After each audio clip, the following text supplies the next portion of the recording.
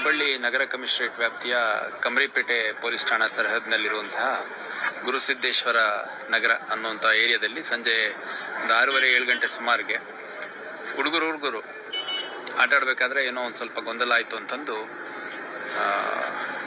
ಒಂದು ಮಗು 6ನೇ ಕ್ಲಾಸ್ ಓದ್ತಾ ಇರೋವಂಥ ಮಗು ಮನೆಯಿಂದ ಚಾಕು ತೊಗೊಂಬಂದ್ಬಿಟ್ಟು ಇನ್ನೊಬ್ಬ ಜೊತೆಗೆ ಆಡ್ತಿದ್ದಂಥ ಹುಡುಗನಿಗೆ ಹಾಕಿದ್ದಾರೆ. ಅವನು 9ನೇ ಕ್ಲಾಸ್ ಓದ್ತಾ ಇರೋವಂಥ ಮಗು. ಇಮಿಡಿಯೇಟಾಗಿ ಯಾರು ಈ ಚಾಕುವನ್ನು ಹಾಕಿದ ಆ ಮಗುವಿನ ತಾಯಿನೇ ಒಂದು ಗಾಡಿ ಮಾಡ್ಕೊಂಡು ಇಮಿಡಿಯೇಟಾಗಿ ಆಸ್ಪತ್ರೆಗೆ ತೊಗೊಂಬಂದಿದ್ದಾರೆ. ಸೊ ಅವ್ರಿಗೆ ಗಾಯದ ತೀವ್ರತೆ ಮತ್ತು ಒಳಗಡೆ ಆಗಿರುವಂಥ ಪೆಟ್ಟಿನ ಅಂದಾಜಿಲ್ಲ. ಸೊ ತಂದಂಥ ಸಂದರ್ಭದಲ್ಲಿ KMCಯಲ್ಲಿ ಬ್ರಾಡ್ ಡೆಡ್ ಅಂತ ಹೇಳಿದ್ದಾರೆ. ಸೊ ಇದೊಂದು ಭಾಳ ಹೃದಯ ವಿದ್ರಾವಕ ಘಟನೆ.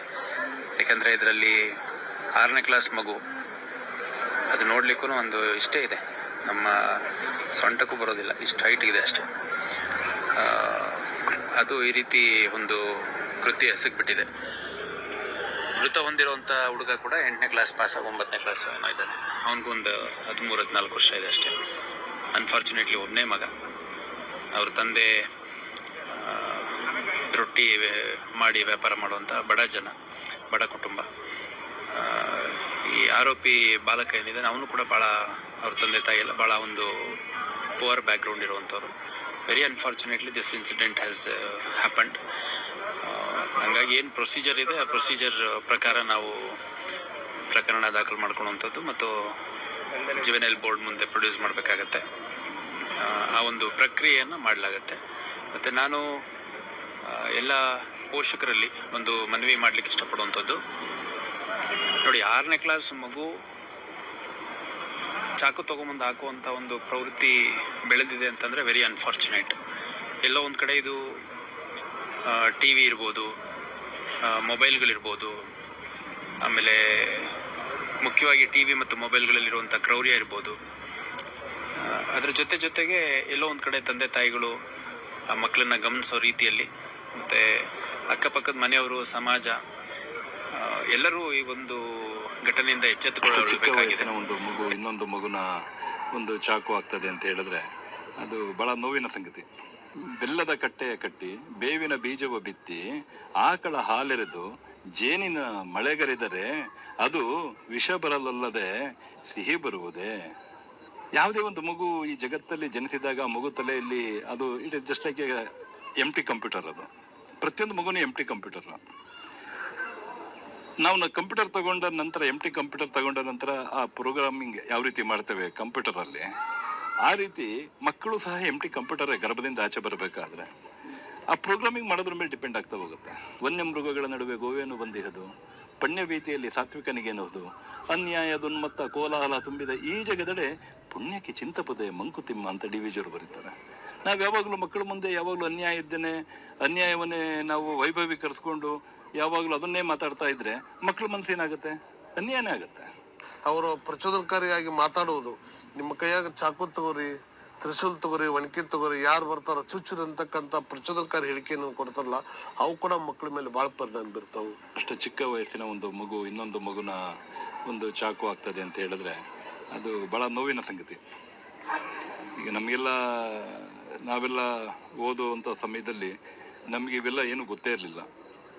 ನಮ್ಮ ಮನೇಲಿ ಒಂದು ಚಾಕು ತೊಗೊಂಡ್ಬಾ, ಏನೋ ತರಕಾರಿ ಹೆಚ್ಚಬೇಕು ಅಂತ ನಮ್ಮ ತಾಯಿ ಚಾಕು ತೊಗೊಂಬರೋ ರವಿ ಅಂತ ಹೇಳಿದ್ರೆ ಭಾಳ, ಅಂದರೆ ಚಾಕು ತರಬೇಕಾದ್ರೆ ನಾವು ಎದುರ್ಕೊಂಡು ಒಂದು ಕಡೆ ತರ್ತಾ ಇದ್ವಿ.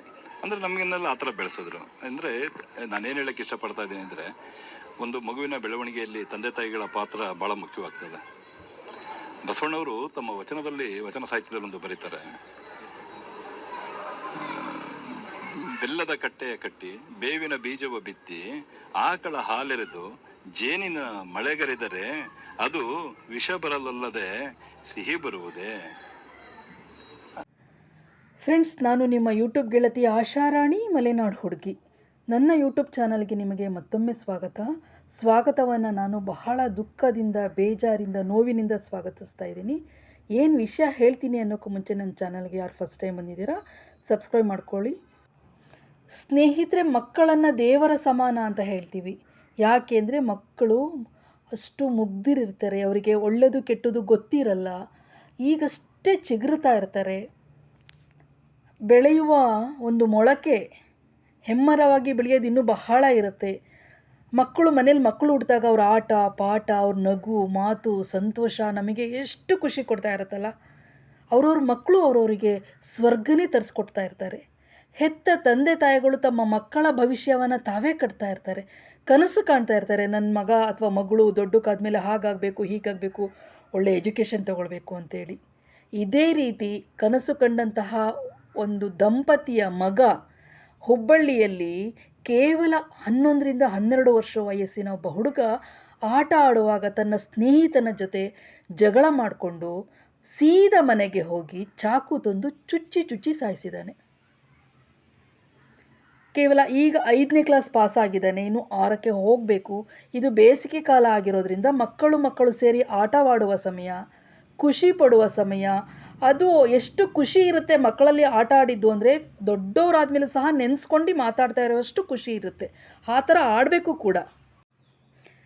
ಆದರೆ ಇಲ್ಲಿ ಮಕ್ಕಳಲ್ಲಿ ಏನಾಯಿತು ಅಂತ ಗೊತ್ತಿಲ್ಲ. ಇಬ್ಬರೂ ಸಹ ಎದುರು ಬದುರು ಮನೆಯ ಮಕ್ಕಳು. ಒಬ್ಬ ಹುಡುಗ 5ನೇ ಕ್ಲಾಸ್ ಪಾಸಾಗಿ 6ಕ್ಕೆ ಹೋಗಬೇಕು, ಇನ್ನೊಬ್ಬ 9 ಪಾಸಾಗಿ 10ಕ್ಕೆ ಹೋಗಬೇಕು. ಇಬ್ಬರೂ ಸೇರಿ ಆಟ ಆಡ್ತಿದ್ದಾರೆ. ಆ ತಾಯಿ ಹೇಳೋ ಪ್ರಕಾರ, ಆ ಹುಡುಗನ ಸಾಯಿಸಿದಂಥ ಹುಡುಗನ ತಾಯಿ ಹೇಳೋ ಪ್ರಕಾರ ಇಬ್ಬರು ತುಂಬ ವರ್ಷಗಳಿಂದನೂ ಸ್ನೇಹಿತರು, ಒಟ್ಟಿಗೆ ಆಟ ಆಡ್ತಾಯಿದ್ರು. ಇಬ್ಬರೂ ಸಹ ಒಂದೇ ತಟ್ಟೆಯಲ್ಲಿ ಊಟ ಮಾಡ್ತಾಯಿದ್ರು. ಯಾಕೆ ಹೀಗೆ ಮಾಡ್ದ ಅಂತ ಗೊತ್ತಿಲ್ಲ ಅಂತ ಹೇಳಿ. ಎಷ್ಟು ಚುಚ್ಚಿದಾನೆ ಅಂದರೆ ಅವನ ಕರುಳಿನ ಪೀಸು ಹೊರಗಡೆ ಬಂದುಬಿದ್ದಿದೆ ಫ್ರೆಂಡ್ಸ್. ಅದು ತೋರಿಸ್ಬೇಕಾ ಇಲ್ವೋ ನನಗೆ ಗೊತ್ತಿಲ್ಲ, ಹಾಗಾಗಿ ನಾನು ತೋರಿಸಿಲ್ಲ. ನನಗೆ ಆ ಪಿಕ್ ಸಿಕ್ಕಿದೆ. ದಯವಿಟ್ಟು ಆ ಮಕ್ಕಳ ಪೋಷಕರು ಪಾಲಕರು ಮಕ್ಕಳನ್ನು ಗಮನಿಸಿ. ನಿಮ್ಮ ಮಕ್ಕಳಿಗೆ ಯಾಕಿಂತ ಕ್ರೂರ ಬುದ್ಧಿ ಬಂತು ಅಂತ ಹೇಳಿ ನೀವು ಆಲೋಚನೆ ಮಾಡಿ. ಅಂದರೆ ಮಕ್ಕಳಲ್ಲಿ ಒಳಗಿನ ಗುಣ ಹೊರಗಡೆ ಆಗಾಗ ಅವರ ಆ್ಯಕ್ಟಿವಿಟೀಸ್ನಲ್ಲಿ ಗೊತ್ತಾಗ್ತಾ ಇರುತ್ತೆ. ದಯವಿಟ್ಟು ಮೊಬೈಲ್ ಕೊಡಬೇಡಿ ಅಂತ ಪೋಷಕರಿಗೆ ಪಾಲಕರಿಗೆ ಹೇಳ್ತೀನಿ. ಈಗಿನ ಮಕ್ಕಳುಗಳು ವಿಡಿಯೋ ಗೇಮ್ ಆಡೋ ನೆಪದಲ್ಲಿ ಬರೀ ಕೊಲ್ಲುವಂಥ ಗೇಮ್ಗಳನ್ನು ಆಡ್ತಾ ಇದ್ದಾರೆ. ಒಂದೊಂದು ಕೊಂದ್ಕೊಂಡು ಹೋಗುವಂಥದ್ದು, ಕೊಲ್ಲುವಂಥ ಗೇಮ್ಗಳನ್ನು ದಯವಿಟ್ಟು ಅದನ್ನು ಬಿಡಿಸಿ ಮಕ್ಕಳಿಗೆ ಧ್ಯಾನ ಹೇಳ್ಕೊಡಿ ದಯವಿಟ್ಟು. ಈಗ ಅಂದರೆ ಚುಚ್ಚಿಸ್ಕೊಂಡು ಸತ್ತೋದಂಥ ಹುಡುಗನು ಒಬ್ಬನೇ ಮಗ. ಅವನ ತಂದೆ ತಾಯಿಗೆ 3 ಹೆಣ್ಮಕ್ಳು, ಇವನೊಬ್ಬನೇ ಗಂಡು ಮಗು ಬೇಕು ಅಂತೇಳಿ ಹರಕೆ ಹೊತ್ತಿ ಹುಟ್ಟಿದಂಥ ಮಗ. ಇವರ ಅಂದರೆ ಕೊಂದಿರೋವನು ಸಹ ಒಬ್ಬನೇ ಮಗ. ಈ ಕೊಂದಿರೋವನು ಅವನ ತಂದೆ ಮತ್ತು ಅವನ ತಾತ ಲಾಯರ್ ಅಂತೆ. ನನಗನ್ನಿಸ್ತಾ ಇದೆ ಆ ಲಾಯರ್ ಆಗಿರೋದ್ರಿಂದ ಅಲ್ಲಿ ಏನಾದರೂ ಕ್ರೈಮ್ ನಡೆದಿದ್ದನ್ನು ಮನೆಯಲ್ಲಿ ಬಂದು ಮಾತಾಡ್ತಾ ಇದ್ರಾ, ಹಾಗಾಗಿ ಈ ಹುಡುಗನಿಗೆ ಆ ಬುದ್ಧಿ ಬಂತ ಅಂತ ಒಂದು ಅನುಮಾನ ಬರ್ತಾ ಇದೆ. ಇನ್ನೊಂದು, ಈ ವಿಡಿಯೋ ಗೇಮ್ಗಳನ್ನು ಆಡಿ ಮತ್ತು ಮಾಧ್ಯಮಗಳಲ್ಲಿ ಈ ಕೊಲ್ಲುವುದನ್ನು, ಕೊಚ್ಚೋದನ್ನು, ಸಾಯಿಸೋದನ್ನು ಲೈವಾಗಿ ತೋರಿಸ್ತಾರೆ. ಅದು ಸ್ವಲ್ಪ ಬ್ಲರ್ ಮಾಡಿದರೂ ಸಹ ಮಕ್ಕಳಿಗೆ ಐಡಿಯಾ ಬರುತ್ತೆ ಈ ಥರ ಮಾಡ್ತಿದ್ದಾರೆ ಅಂತೇಳಿ. ಅದನ್ನು ನೋಡಾದರೂ ಇವನ ತಲೆಯಲ್ಲಿ ಈ ಥರ ಬಂತ ಖಂಡಿತ ಗೊತ್ತಿಲ್ಲ. ಪೋಷಕರಿಗೆ ನಾನು ಹೇಳೋದು ಒಂದೇ ಕಿವಿ ಮಾತು, ದಯವಿಟ್ಟು ಮಕ್ಕಳನ್ನು ಚಿಕ್ಕ ವಯಸ್ಸಿಂದನೇ ಆಧ್ಯಾತ್ಮದ ಕಡೆ ಬೆಳೆಸಿ ಅಂತ ಹೇಳಿ. ಅವರಿಗೆ ಸಂಜೆ ಆದ ತಕ್ಷಣವೇ ದೇವರ ನಾಮಗಳನ್ನು ಹೇಳೋದನ್ನು ಹೇಳಿಸಿ, ಭಜನೆ ಮಾಡೋದನ್ನು ಕಲಿಸಿ, ಜೊತೆಗೆ ಆ ಮಕ್ಕಳಿಗೆ ಧ್ಯಾನವನ್ನು ಹೇಳ್ಕೊಡಿ. ಆಮೇಲೆ ಒಳ್ಳೆಯ ಕಥೆಗಳನ್ನು ಹೇಳಿ. ನ್ಯಾಯ ನೀತಿ ಧರ್ಮದ ಕಥೆಗಳನ್ನು ಹೇಳ್ತಾ ಬಂದರೆ ಚಿಕ್ಕಂದಿನಿಂದನೂ ಆ ಮಕ್ಕಳಲ್ಲಿ ಆ ಭಾವನೆಗಳು ಬೆಳೀತಾ ಹೋಗುತ್ತೆ. ಹೌದು, ನಾನು ಈ ಥರ ಮಾಡಬಾರ್ದು ಅಂಥೇಳಿ. ಇಲ್ಲದೆ ಹೋದರೆ ಏನಾಗುತ್ತೆ ಅಂದರೆ ಈ ರೀತಿ ಕ್ರೌರ್ಯತೆ ಬಂದುಬಿಡುತ್ತೆ ಮಕ್ಕಳಲ್ಲಿ. ಏನೋ ಒಂದು ಸಣ್ಣ ಪುಟ್ಟ ಮಾತು ಬಂದ್ರೂ ಕ್ರೌರ್ಯತೆ ಬಂದುಬಿಟ್ಟು ಏನು ಮಾಡಿಬಿಡ್ಲಿ, ನಾನು ಇವನಿಗೆ ಸಾಯಿಸ್ಬಿಡ್ಬೇಕು, ಹೊಡೆದ್ಬಿಡ್ಬೇಕು, ಕೊಂದ್ಬಿಡ್ಬೇಕು ಅಂತ ಹೇಳಿ. ಆ ಹುಡುಗನಿಗೆ ಅವನು ಏನು ಮಾಡ್ತಿದ್ದಾನೆ ಅವನಿಗೆ ಗೊತ್ತಿಲ್ಲ. ಸೀದಾ ಮನೆಗೆ ಹೊಡೋದ, ತೊಗೊಂಡು ಬಂದ ಹಾಕ್ದ. ಅವನಿಗೆ ಮುಂದಿನ ಪರಿಣಾಮನೂ ಅವನಿಗೆ ಗೊತ್ತಿಲ್ಲ, ಅಷ್ಟು ಚಿಕ್ಕ ವಯಸ್ಸು. ಆದರೆ ಇನ್ನೊಂದು ಜೀವ ಹೋಗೇ ಬಿಡ್ತಲ್ಲ. ಇದಕ್ಕೆ ಹೊಣೆ ಯಾರು? ಮತ್ತು ಜೀವ ತಂದುಕೊಡೋಕ್ಕಾಗತ್ತಾ? ಜೀವ ಅಂತೂ ತಂದುಕೊಡೋಕ್ಕಾಗಲ್ಲ. ಆದರೆ ನಮ್ಮ ಮಕ್ಕಳಿಗೆ ಒಳ್ಳೆಯ ಭವಿಷ್ಯ ರೂಪಿಸೋದು ದೊಡ್ಡವ್ರ ಕೈಯಲ್ಲಿದೆ ಅಲ್ವಾ. ಅವ್ರಿಗೆ ಚಿಕ್ಕಂದಿನಿಂದನೇ ನ್ಯಾಯ ನೀತಿ ಧರ್ಮ ಸತ್ಯ, ಕೆಟ್ಟದನ್ನು ಮಾಡಬಾರ್ದು, ಒಳ್ಳೆಯದನ್ನೇ ಮಾಡಬೇಕು, ಹೀಗೆ ಇರಬೇಕು, ಅಕ್ಕಪಕ್ಕ ಸ್ನೇಹಿತರ ಜೊತೆ ಈ ಥರನೇ ಹೊಂದ್ಕೊಂಡು ಆಟ ಆಡಬೇಕು, ಇದನ್ನೆಲ್ಲ ತಂದೆ ತಾಯಿಗಳು ಹೇಳ್ಕೊಡ್ಬೋದಲ್ಲ. ಅದನ್ನು ಈ ಮುಂದಿನ ಮಕ್ಕಳಿಗಾದ್ರೂ ಈಗ ಈ ಒಂದು ಕೇಸ್ ಏನಿದೆ, ಈ ಇನ್ಸಿಡೆಂಟ್ ಏನಾಯಿತು, ಹುಬ್ಬಳ್ಳಿ ಇನ್ಸಿಡೆಂಟು, ಇದನ್ನು ಪಾಠವಾಗಿಟ್ಕೊಂಡು ಪೇರೆಂಟ್ಸ್ಗಳು ಮುಂದೆ ತಮ್ಮ ಮಕ್ಕಳಿಗೆ ಆಧ್ಯಾತ್ಮವನ್ನು ಹೇಳಿಕೊಡಿ.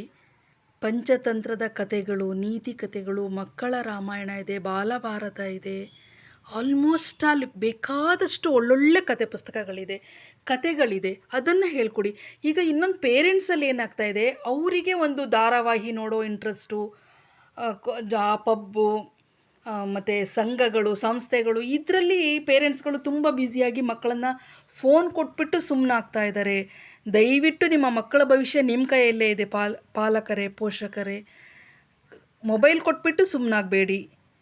ಆ ಮೊಬೈಲಲ್ಲಿ ಸಹ ನೀವು ಬೇರೆ ಒಂದು ಯಾವುದೇ ಪಬ್ಜಿ ಆ ಥರ ಗೇಮ್ಗಳನ್ನು ಆಡ್ಸೋದು ಬಿಟ್ಬಿಟ್ಟು ರಾಮಾಯಣ, ಮಹಾಭಾರತ, ನೀತಿ ಕಥೆಗಳ ಒಂದು ಪೇಜ್ಗಳನ್ನು ತೆಗೆಸ್ಕೊಡಿ. ಆಗ ನಿಮ್ಮ ಮಕ್ಕಳ ಭವಿಷ್ಯಕ್ಕೆ ನೀವೇ ಮಾರಕ ಆಗಬೇಡಿ ಅಂತ ನಾನು ಕೇಳ್ಕೊಳ್ತೀನಿ. ಇತಿಹಾಸದ ಪುಟಗಳನ್ನು ತಕ್ಕೊಡಿ. ಇತಿಹಾಸದಲ್ಲಿ ಬಂದೋದಂತಹ ಅನೇಕ ರಾಜರ ಕಥೆಗಳನ್ನು ಹೇಳಿ, ಜೊತೆಗೆ ಬುದ್ಧನ ಕತೆ ಹೇಳಿ, ಮಹಾಭಾರತ ಕತೆ ಹೇಳಿ, ನೀತಿ ಕತೆ ಹೇಳಿ. ನಿಮ್ಮ ಕೈಯಲ್ಲಿದೆ ನಿಮ್ಮ ಮಕ್ಕಳ ಭವಿಷ್ಯ. ಪೋಷಕರೇ ಇನ್ನಾದರೂ ಎಚ್ಚೆತ್ಕೊಂಡು ತಮ್ಮ ಮಕ್ಕಳ ಭವಿಷ್ಯವನ್ನು ನೀವೇ ರೂಪಿಸಿ.